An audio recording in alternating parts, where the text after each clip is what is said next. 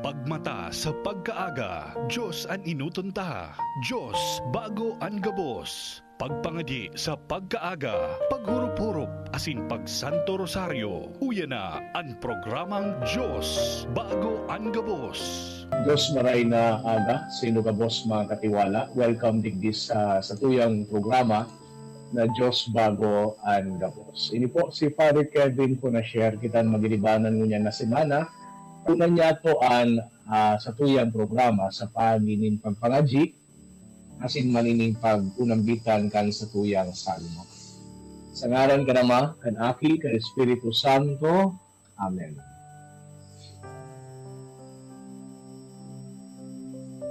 Likayan ako sa salangdalan, asin sa imong pagkamaugayon tukdoy ako kan sa imong katugunan. Tubuti akong magtaram kan katotohanan sa gabos na panahon, kulitan sa kong paglaom, yaon sa imong paghukom. Magdurulok lugod sa ko ang mga natatakot sa imo, ang aning manok daninda an sa imong mangkabuktan. Lugod, bulahos kong kuyugon an sa imong mangkabuktan, ang aning di ako mamugtak sa kasusupugan.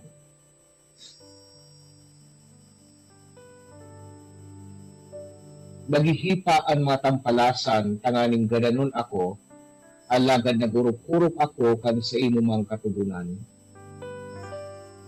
Di ko pinapabayaan ang sa imong mga katukduan, kunitay ka ang nagtukdo sa ko. Kagurangnan Diyos amang makakamhan, nagpapasalamat kami sa imo sa bagong aldaw na itinao mo sa muya. Ining aldaw na ini, sigurado kami magiging pano ni grasya, magiging pano ni pagpapahayag mo sa samuya. Kagurangnan sa ngunya na aldaw, minadulo kami sa imo na nagahagad na lugod mabuksan ang samuya mga isip asin puso, tangani na magtalubok kami sa kadunungan sa parikining pagurup-hurup kan sa imong tataramon, asin sa pagatid-atid kan mensahe mo para sa samuya. Padagos mo po kagurangnan na bendisyonan ang samuyang pamilya, ang samuyang mga namumutan, asin ang samuyang mga pagpagal. Hininagan ni Tuli ki Kristo na sa mong kaguranggan. Amen. Sa tuyang enot na pagbasa mga katiwala, hali sa libro ni Propeta Jeremias, Kapitulo 28, versikulo 1 hasta 17. Kan taon man sa nangito, kanikalimang bulan, kanikaapat na taon ng paghahade ni Sedekias sa Huda, kinaulay ako ni Ananias na aking lalaki ni Azur, sarong propeta na taga Gibeon. Nasa templo kami kaito. Sa tubangan kan mga padi, asin kan mga tao, sinabihan niya ako, na ang kagurangnanin mga hukbo, ang Diyos ng Israel nagtaraming siring. Hinali ko na ang kapangyarihan kan hade ng Babylonia. Sa loob ng 2 taon, ibabalik ko sa lugar na ini ang gabos na kayamanan kan templo na dinara ni hadeng Nebuchadnezzar sa Babylonia. Ibabalik ko man digdi si Jehoiakim na aking lalaki ni Jehoiakim na hade ni Huda, asin ang gabos na taga-Huda na ipinatapok sa Babylonia. Halion ko na ang magkapangyarihan kan hade ng Babylonia. Ako ang kagurangnan ang nagtaram. Dalam sa tubangan kan mga padi sa kan mga tao na nagtitirindog sa laog kan templo, sinabihan ko si Ananias, Amen. Dibuhulugod iyaning kagurangnan. Magkatutuo lugod ang propesiya mo, asin ikabalik sa lugar na ini hali sa Babylonia, ang gabos na kayamanan kan templo, asin ang gabos na tawong dinaraduman bilang mga bihag. Alagad hinanyuga, ang sabihon ko sa imo sa mga tao, ang mga propetang na enot sa to, nagpropesiya na magkakaigwaling gera, gutom, saka peste, sa dakulang nasyon asin sa dakulang kahadean, Manungod sa propeta nagpapahayag nin katuninongan, masasabing totoong sugo siya ning kagurangnan kung nagkakatotoo an sa iyang pahayag.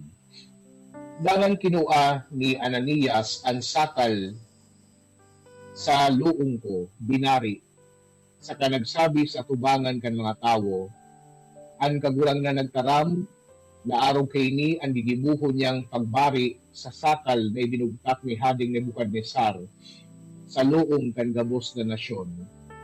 Gigibuhon niya ini sa loob din 2 taon, pagkasabi kay ni, naghali ako. Pakalihis din kadikit na panahon, tinaraman ako ng kagurangnan na magduman sa kamagsabi ki Ananias.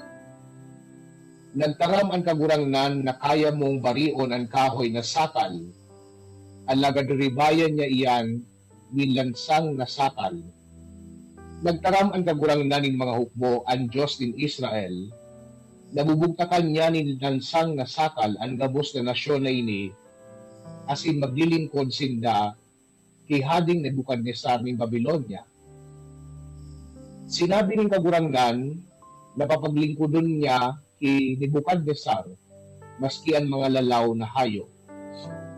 Sinabihan ko pa si Ananias, pag hinanyog Ananias, may kasinugo ni kagurangnan alagad pinapatubod mo ang mga tawong ini sa sarong kaputikan.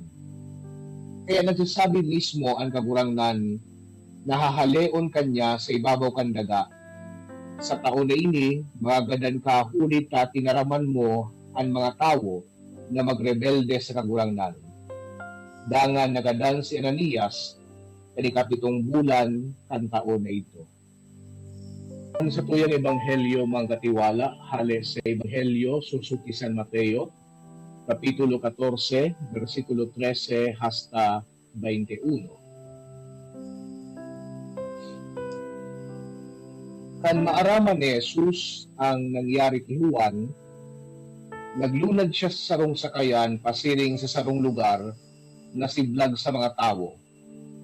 Alagad kan maaraman ini kan mga tao, nagralakaw sinda halit sa mga banwaan, asin sinundan ninda si Jesus. Paglusad ni Jesus sa sakayan, nahiling niya ang kadakol na tao. Naherak siya sa inda, asin binulong niya ang mga naghihelang sa kaibahan ninda. Kan banggina, nagdulog sa iyan mga disipulo dangan nagsabi, banggina, asin harayo ang lugar na ini. Subulon na ang mga tao tanganing magbakal nin makakakan ninda. Nagsabi si Jesus, day nakikuha na maghali pa sinda, tawanin do sinda nin makakaon. Alagad nagsabi sinda, igwasa na kita nin 5 tinapay sa kaduwang sira.